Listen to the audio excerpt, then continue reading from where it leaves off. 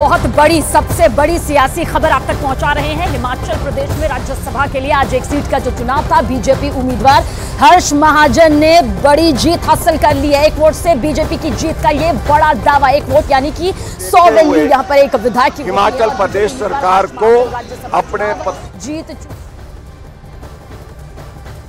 जब विधायकों ने साथ छोड़ दिया तो जनता कैसे विश्वास करेगी? बिल्कुल सही बात कह रहा हूँ। एक साल में ही विधायक छोड़ करके चले गए, आप कल्पना करें।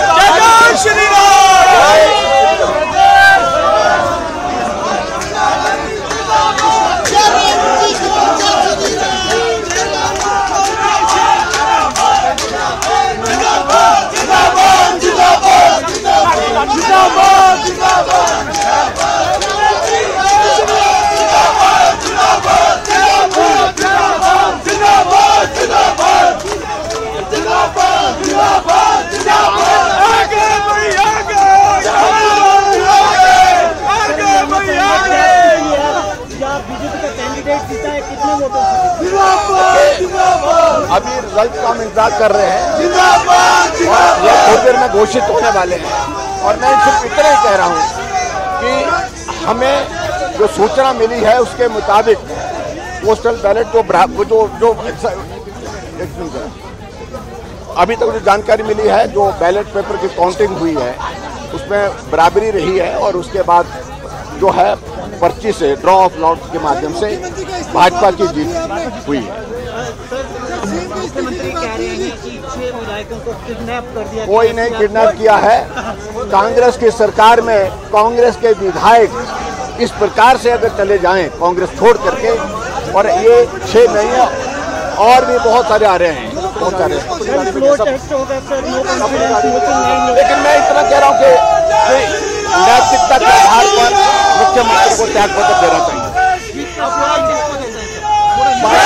मोदी जी अपने पार्टी के राष्ट्रीय अध्यक्ष जगत प्रकाश नड्डा जी, अमित शाह जी,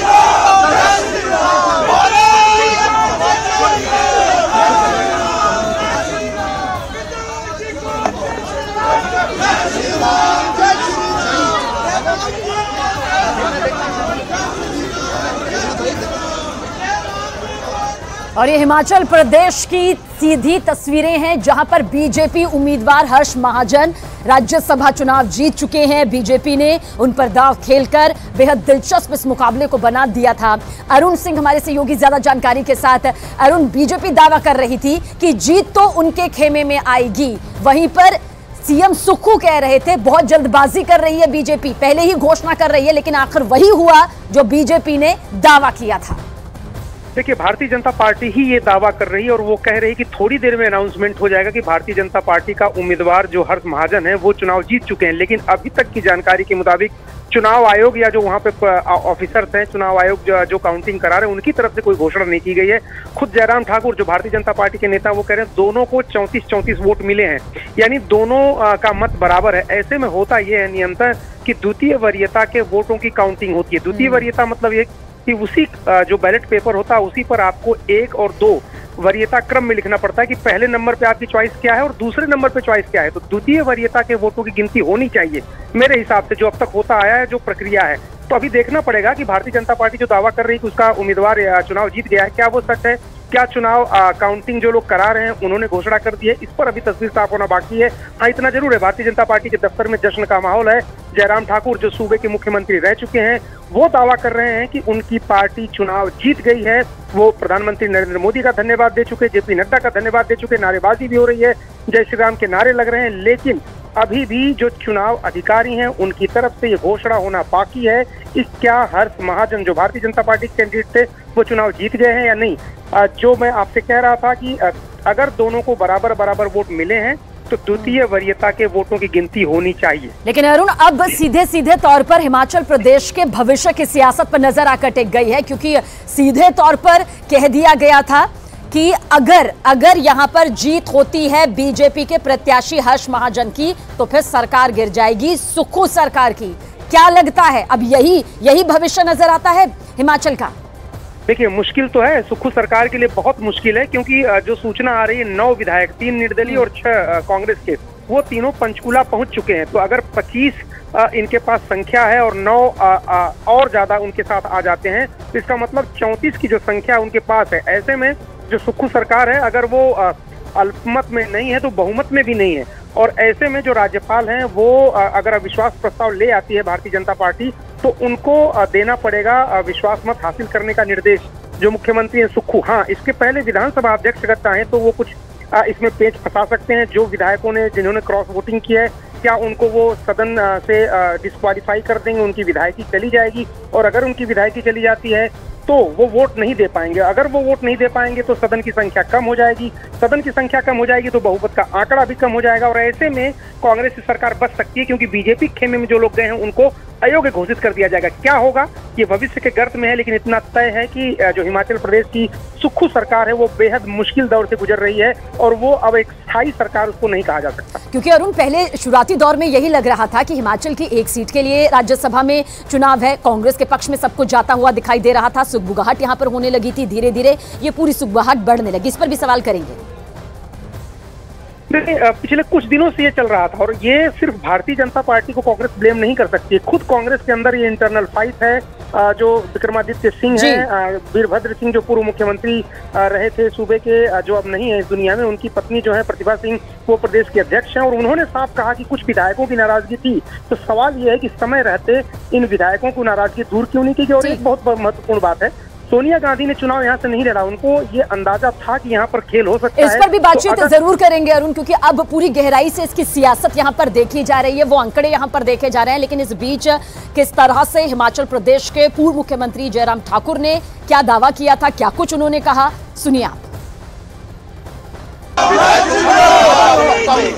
और यह ऐतिहासिक लंबे समय तक हिमाचल प्रदेश के इतिहास में रहेगी।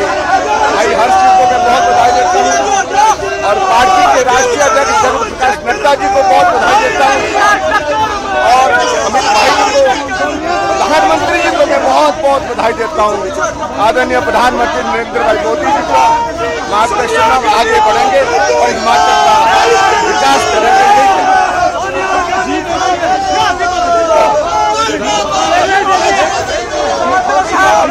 प्रधानमंत्री नरेंद्र मोदी को भी यहां पर बधाई देते हुए नजर आ रहे हैं जयराम ठाकुर। अरुण हमारे साथ में मौजूद है। अरुण, कहा जा सकता है एक एक जीत का जो श्रेय है वो मोदी की गारंटी वाली गाड़ी को यहां पर दिया जा रहा है, ये पहले भी दिया जा रहा था। खुद भी जयराम ठाकुर कह रहे थे कि भाई मोदी की गाड़ी जहां जहां जा रही है वहां जीत हासिल कर रही है। राज्यसभा का इस बार का चुनाव तो और भी दिलचस्प हो गया था।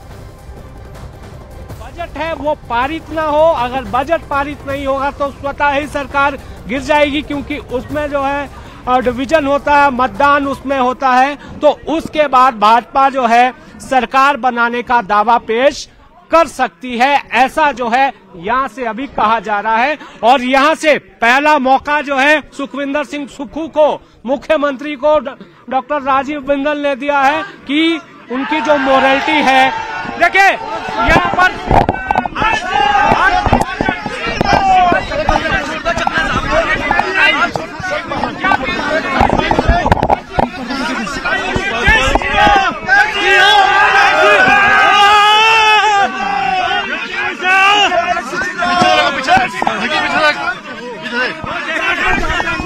पीछे जाओ, पीछे जाओ, राहुल के साथ जाओ।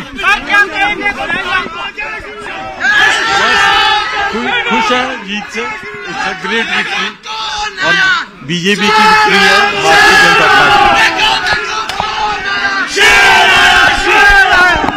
देखो कौन आया, शेर आया, शेर आया, देखो कौन आया, शेर आया, शेर आया, देखो कौन आया, शेर आया, शेर आया, देखो कौन आया, शेर आया, शेर आया, देखो कौन आया, शेर आया, शेर आया, देखो कौन आया, शेर आया, शेर आया।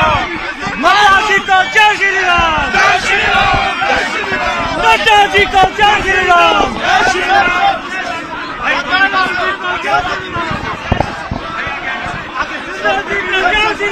बड़े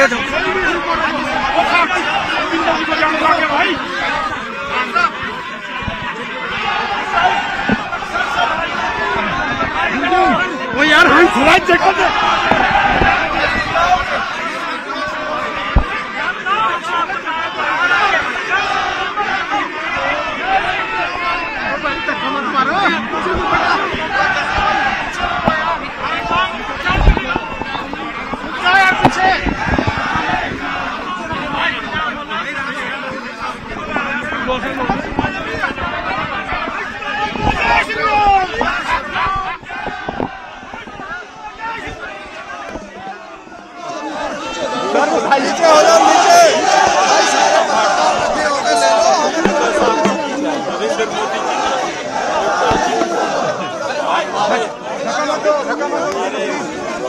जयराम जी मैं बहुत आभारी हूँ कि मेरे को उन्होंने प्रत्याशी बनाया हमारी पार्टी की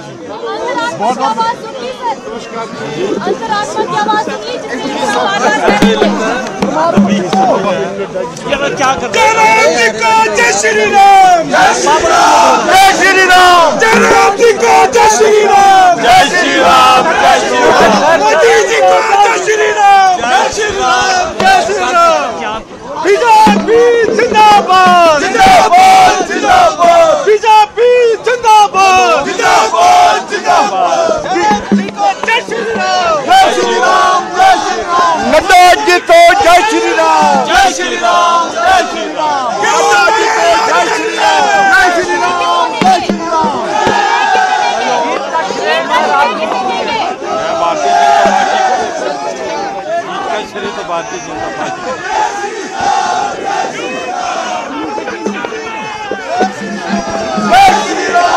जय श्री राम, जय श्री राम।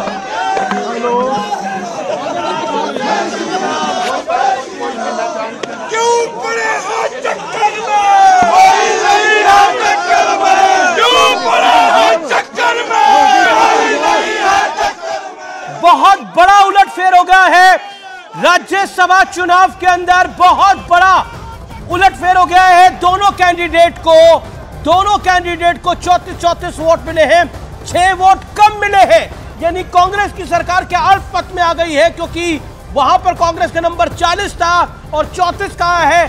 बीजेपी कैंडिडेट हर्ष महाजन चुनाव जीत गए हिमाचल के अंदर। बहुत बड़ा उलटफेर हो गया हिमाचल प्रदेश के अंदर। जयराम ठाकुर ने कहा था कि डिवीजन हमने मांगा था आज विधानसभा में, जब बजट के बिल पर तो डिवीजन नहीं दिया गया, जो कि ध्वनिमत से पारित नहीं हो सकता। यह बहुत बड़ा उलटफेर है। उत्तर प्रदेश में हमने देखा, हिमाचल में हमने देखा, जिस तरह से बड़ा उलटफेर हुआ है। हमारे संवाददाता राजेंद्र इस समय जुड़े हुए हैं। राजेंद्र, कुल मिलाकर 6 कांग्रेस के विधायक, 3 इंडिपेंडेंट विधायक इस समय गायब हैं, यह माना जाए। 9 विधायक पंचकुला चले गए हैं। बिल्कुल, 9 विधायक गायब हैं, किडनैप हैं, पंचकुला चले गए हैं। जो मुख्यमंत्री इस वक्त आरोप लगा रहे हैं कि फोन उनसे ले लिए गए हैं और अपने घर वालों से संपर्क नहीं कर पा रहे हैं, ये मुख्यमंत्री ठाकुर सुखविंदर सिंह का कहना है। लेकिन जो राजनीतिक परिदृश्य यहाँ पर इस वक्त बना हुआ है, भाजपा के राज्यसभा उम्मीदवार हर्ष महाजन चुनाव जीत चुके हैं। यहाँ पर 34 वोट दोनों। मैं राजेंद्र, मैं पूरी बात को समझ रहा हूं कि ये हर्ष महाजन चुनाव जीत चुके हैं, लेकिन इसके मायने क्या है? The biggest point is the biggest story, जो इस समय की सबसे बड़ी खबर है, ये है क्या हिमाचल सरकार पे, सुक्खू सरकार पे खतरा है? बिल्कुल, अभी भाजपा के प्रदेशाध्यक्ष डॉक्टर राजीव बिंदल ने यही बात कही कि कल राज्यपाल के पास जाएगा, राज्यपाल को एप्लीकेशन दी जाएगी और ये जो हिमाचल प्रदेश के पूरे राजनीतिक हालात हैं वो उनके समक्ष रखे जाएंगे और इंटरवीन करने की रिक्वेस्ट राज्यपाल से की जाएगी। इसके अलावा जो बड़ी बात है, बजट अभी हिमाचल प्रदेश में पारित होना है, उससे पहले भाजपा क्या व्यवस्था राज्यपाल से मांगती है और क्या विधानसभा अध्यक्ष के समक्ष भाजपा अपील रखती है, अब यही देखना होगा। कुल मिलाकर हम कह सकते हैं जो अब तक की बड़ी खबर है वो यही है कि हिमाचल प्रदेश की कांग्रेस सरकार के ऊपर अब संकट के बादल मंडराना शुरू हो चुके हैं। जिस प्रकार से भाजपा प्रदेशाध्यक्ष की तरफ से कहा गया, नेता प्रतिपक्ष जयराम ठाकुर की तरफ से कहा गया कि सरकार अल्पमत में आ चुकी है, ये नेता प्रतिपक्ष ने कहा, और अल्पमत में होने के नाते सरकार को बजट पेश करने का कोई अधिकार नहीं है। इसलिए भाजपा चाहती है कि बजट से पहले कांग्रेस अपना बहुमत सिद्ध करे, क्योंकि 34 विधायक स्पष्ट तौर पर यहाँ पर भाजपा प्रत्याशी के साथ जो दिखे वो कांग्रेस के साथ जाते हुए विधानसभा में नहीं दिख रहे हैं। तो कुल मिलाकर हम कह सकते हैं कि हिमाचल की कांग्रेस सरकार के ऊपर संकट के बादल अब मंडराना शुरू हो गए हैं और भाजपा राज्यपाल के दरवाजे पर पहुंच सकती है। ये बड़ा घटनाक्रम है, हिमाचल प्रदेश में बड़ा घटनाक्रम हो गया है। हम और भी अपने संवाददाताओं से बात करेंगे कि दिल्ली